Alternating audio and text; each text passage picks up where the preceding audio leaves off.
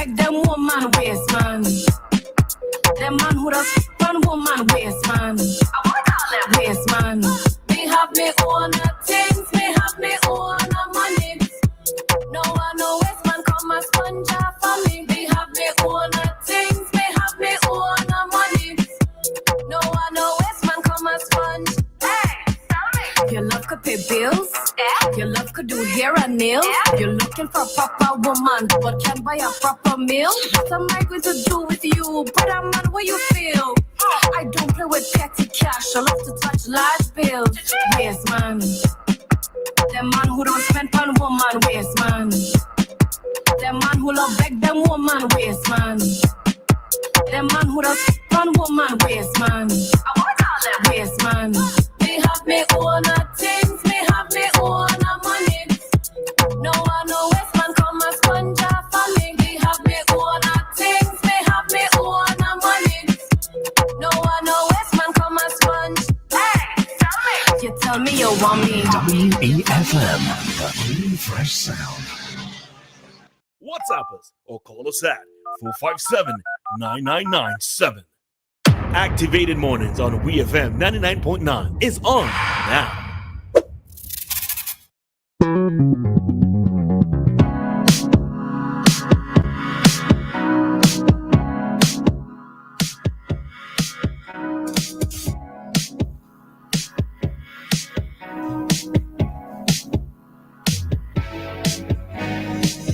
All right, so it's time for an SVG. It is 9:27, and we are back with you for why time went quickly. Yeah. Well, you could always work the 10 o'clock shift, you know, if you want to be here. Say that. I'm sure whoever's coming in after has no problem with that. All right, so we have somebody calling already. It is our Talk to Us segment. So good morning to you. Good morning. How are you guys? We are fine. And what about you? I'm good. So I call in response to, in reference, to the school talk and the discipline that we experience growing up home. Roleza make a statement there that the written of the student was something that helped them to be more, really respectful and more into the studying of the word, of the schoolwork. But I beg to differ, and the reason why is that I have, in my experience, let me just give you one story. I had a teacher from Barley named Joby. I bunned school the last day before we go on vacation. And I knew about that. And I went to Bali to spend some of the holidays with my grandmother. And on the beach, I saw Dwight, and Dwight said to me, I know you've gone school and I'm going to beat you when we get back to school. And he beat me for real. Mm-hmm. So I tell you that a lot of people, students, fear was driven in them because of the lashes. And I think it interfere with their studying, with their learning. And I think that's a defect. That's in terms of the school, school curriculum. I hope that they're not doing that like they used to. Now, I came to America. When I came to America, my grandfather's wife said to me, you have to go back to school. So I went to school, went to junior high school, I went to college, and stuff like that. And one day I remember that I had a discussion with a gentleman who is my father's age and also my father's friend, a political discussion. And when in my discourse with him, he said to me, don't talk to me because you talk like a white man. So I was like, how does a white man speak? And he whispered to me, he didn't know I was going to school at the time, but he said to me, you must go to school, you're a very intelligent guy. Now, I did not get my intelligence in St. Vincent, not all of it. Let me say this. Say, I've studied here and I've gained a lot of knowledge studying in America. But I know of a lot of people back home who couldn't read or write. And I believe I have concluded that those lashes that the people were faced with, is part of drove people into the position where they could not read or write because people are afraid. I've seen I'm in class and the teacher asking somebody to spell a word and he stands up with the belt or she does it, and the kid, the individual cannot open their mouth, not refuse to, but they're just afraid because what they're focusing on is the laugh instead of thinking and you know what I mean. And one of the things that I learned in America here, and I hope they have it in St. Vincent, you have to evaluate children because different kids learn at different pace. All the kids doesn't learn at don't learn at the same pace. So you have to evaluate them and see where they need. So you got 4 or 5 classes of standard one, as we call it back home, and you put the different children in the different class where they meet based on their an exam you give them to test their skills and how brilliant they are, and you make them put them in that particular class so that you teach them in a certain way so that they take time and learn. But everybody is in the same class, and the one teacher teaching the same way he teach to one is the way he teach to all. And some can grasp quickly, some it takes time. All right, And so yeah. all right, so let me engage you a little bit, right? So now I'm not saying that I advocate for corporal punishment. What I was saying was linking corporal punishment, persons having the threat or the possibility of being beaten causes some persons to sort themselves out, right? It allows them to not do whatever it is the negative act that they were probably going to do, right? But I'm not saying to beat children. I'm not saying to beat anybody, right? But I do have a question for you. When you were beaten, did you ever burn school again? I don't remember. I am sure the answer to that was no. I am sure the answer was no. But let me, caller, I want to say in 2003, the policy was implemented to abolish corporal punishment in school here in St. Vincent and the Grenadines. It caused quite a bit of controversy. Doesn't it happen though? I think, but it's the head teacher who has to administer it. It caused quite a bit of controversy at the time. And many persons felt that it was going to cause kids to be ill-disciplined, and we will see in 10, 15 years what happens. And others felt we should go further than that and so forth. So there was some role in back of it, as was said in terms of principle, but there was an effort looking at studies that were done that just what you said, that for some students, it does affect them psychologically and so forth. And also, it must be shown in studies that with some students, it does induce greater discipline in themselves. Roleza asked you the question whether do you think if you'd gotten lines instead of that, it would have been better if you had got lines instead, writing lines? I believe so. Okay. Because I was very distraught. I was, upset. I was angry that I couldn't do anything to him. If I could have, I probably would have. Good for him. And this guy, when I tell me about a guy who's about 230, 240 pounds and have big hands. So you know what I experienced, and I that happened so long ago, and I never forget this. Okay. Not that I hold it against him. I have him in my heart. Because if I meet him, I will greet him as a gentleman to a man. Man to a man. And so forth. I may make fun of it, but with him, Okay. Just as a little joke, you would have preferred if a small teacher, female teacher, had given you the spanking instead of that big man with big hands? And then he would have won again. Huh? Well, if I had no other choice, yes. If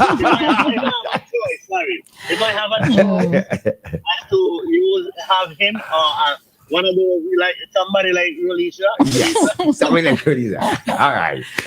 All right. Thanks, Oswald. Right, listen. Knowing Roleza and listen to her talk and knowing Dwight Kirby, Roleza is more compassionate, I would think, than he would have been at the time. All right. Thanks, All right, Oswald. Take care. You're welcome. All right.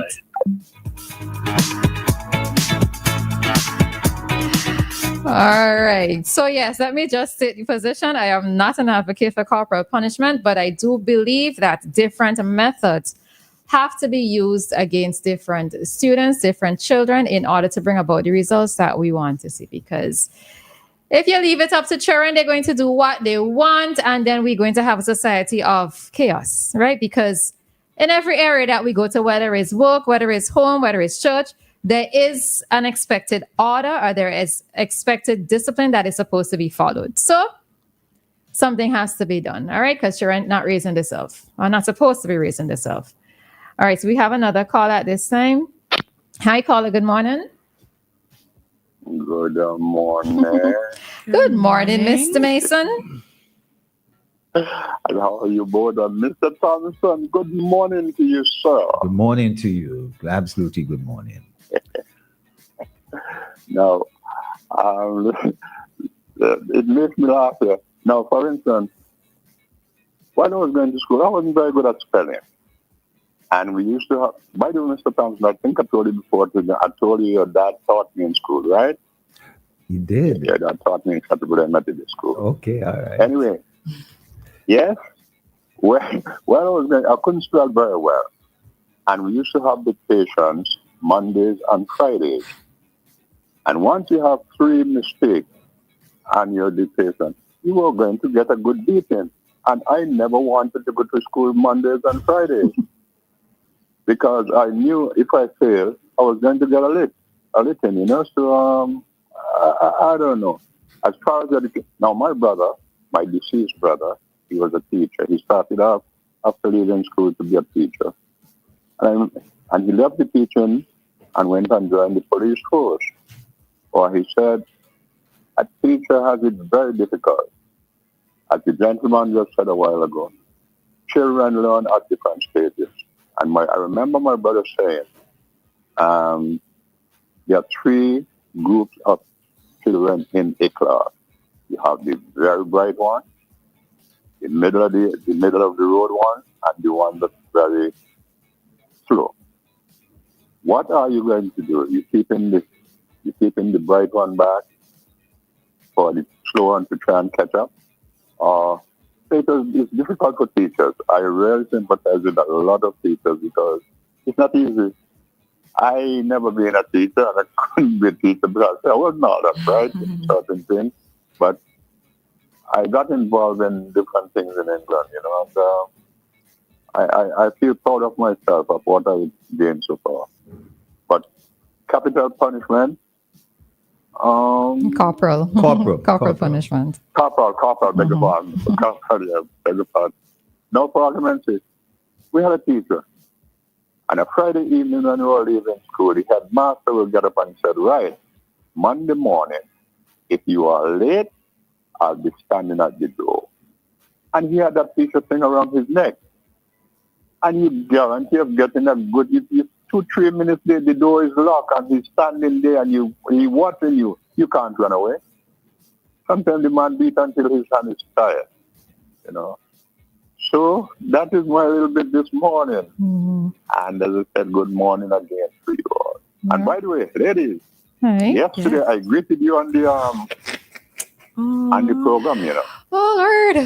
On Sunday Classics? Yeah, Sunday Classics. Oh. Yes, I did. Thank you. And it's the first greeted, and then at the end, I was in the second segment, you know. Okay. And I called and I greeted you both, and I said, I'll see you in the morning. Well, indeed you did. All right. Thank you very much. All the best. To you as well. Thanks. All right.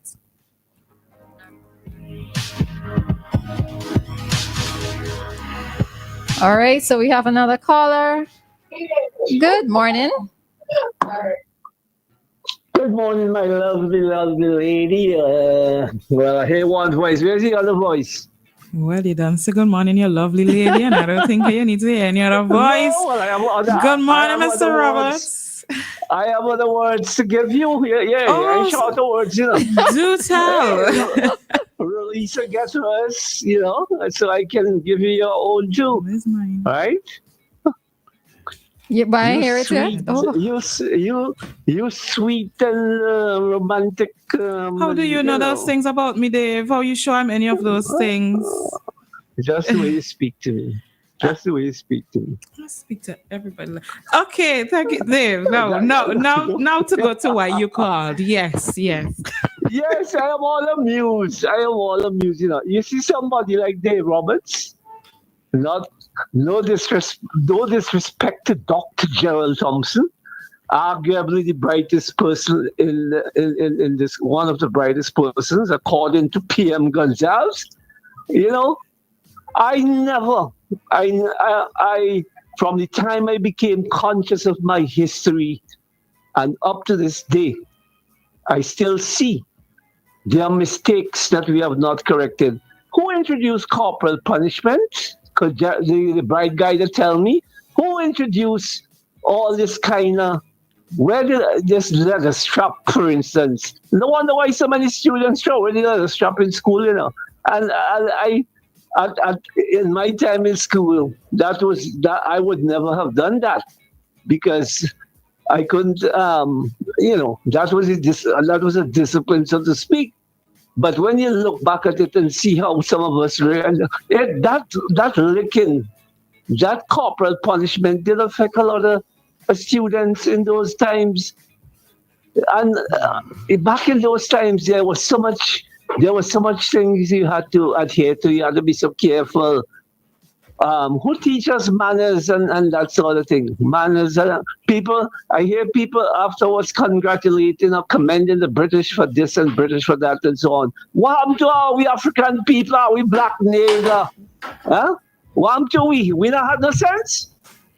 But when it comes to blackness, and I'm glad this is Black History Month, as some of we celebrating it and so on. But a lot of we ain't getting message yet. Right? A lot of us ain't getting message yet. And I mentioned Dr. Thompson especially because he grew up in a white man country.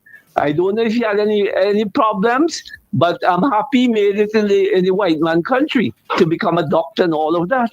But there's a lot of things about black people that should not be accepted in today's society still.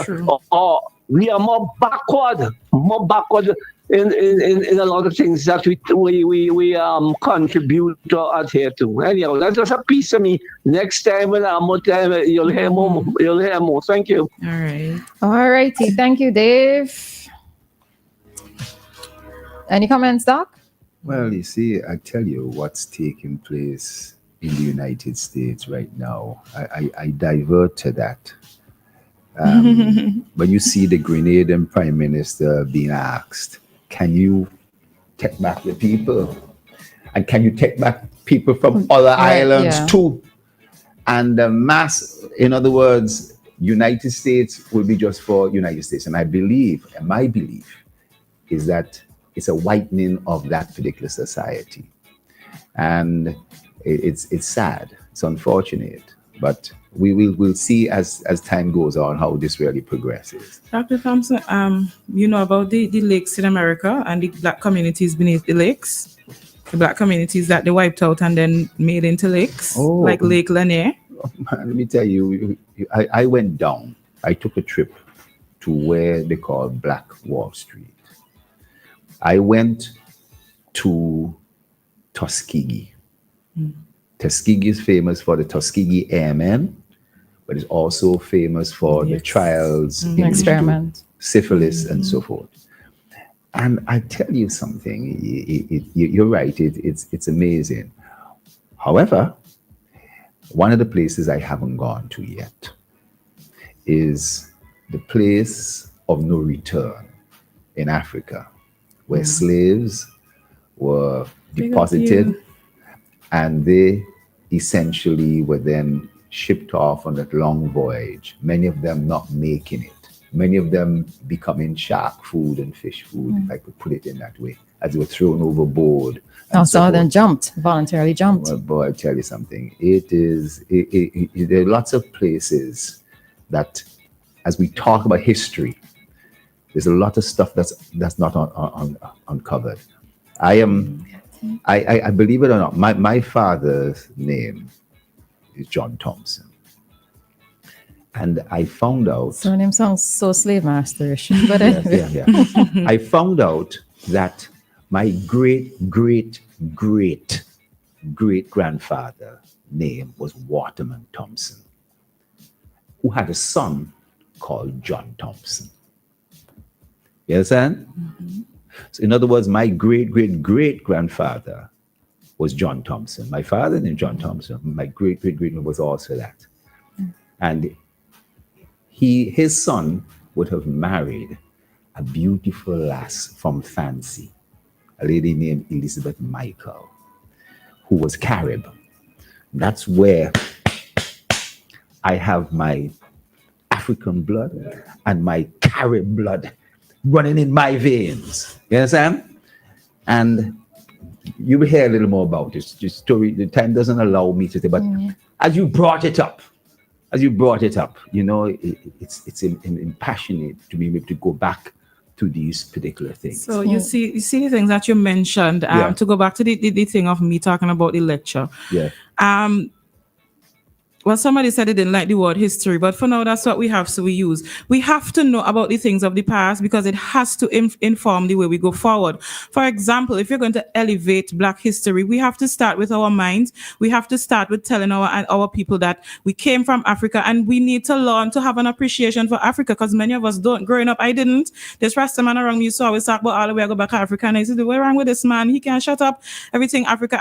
But I get to understand that is our mother country, and our people went through that horrendous thing and they came here, and for us now, we just completely ignore these people. We teach here, respect your grandmother and respect your great-grandmother, but do we respect our great-great-greats? Because for some of us, we completely disregard them. Oh, well, you were a slave and you come and you do this and whatever, and we have a new life. But we have to understand that a lot of the things that we think, a lot of the things we do, they were conditioned from back in the day. So even Black people today, and I hate to say, that's why I hate the partisan politics, because if we're elevating our Black minds, we have to understand that we cannot be doing to each other what those people already did to us, and that is exactly what we're doing today.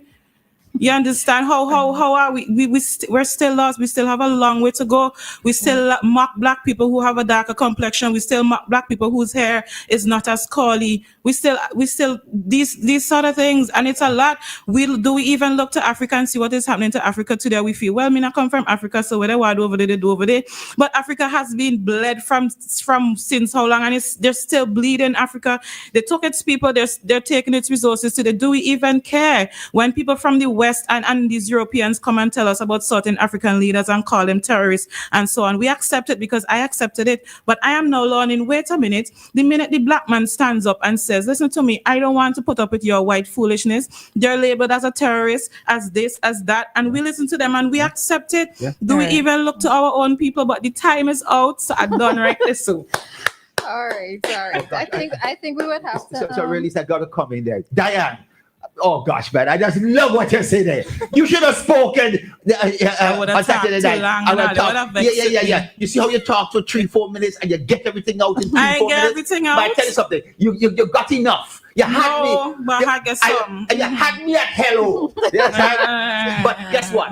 In addition, do you know the people who deny there was anything such as Garifuna? I am realizing that, and that as well is part of the elevation. And that doesn't exist.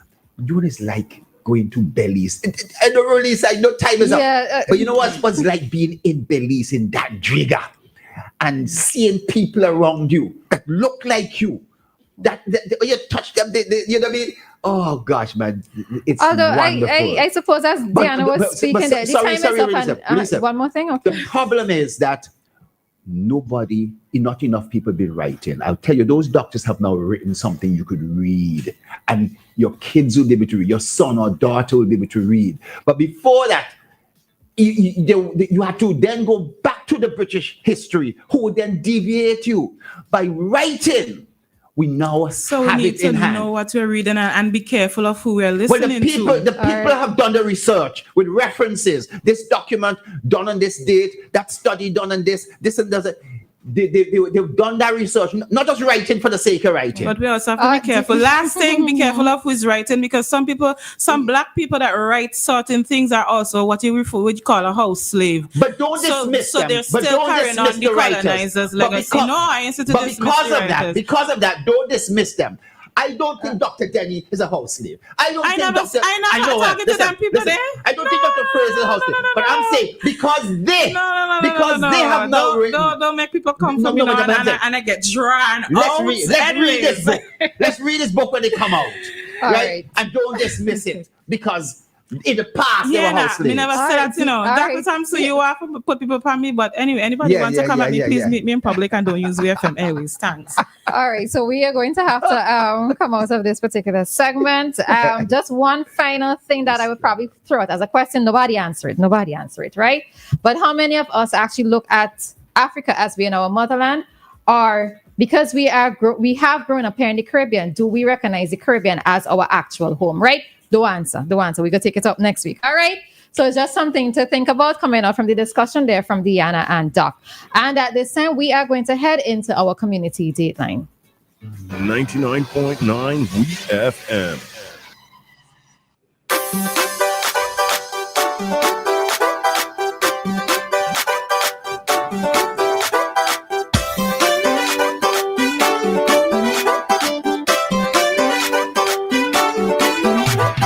All right, first up, the Public Health Department within the Ministry of Health, Wellness and the Environment will be conducting food handler sessions on the following dates, times, and venues.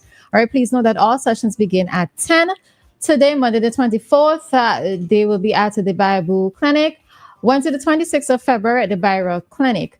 Friday the 28th at Park Hill, and Monday the 3rd of March at the Owea Clinic. This training is undertaken to register food handlers for the first half of 2025. Please note that failure to obtain a food handler certificate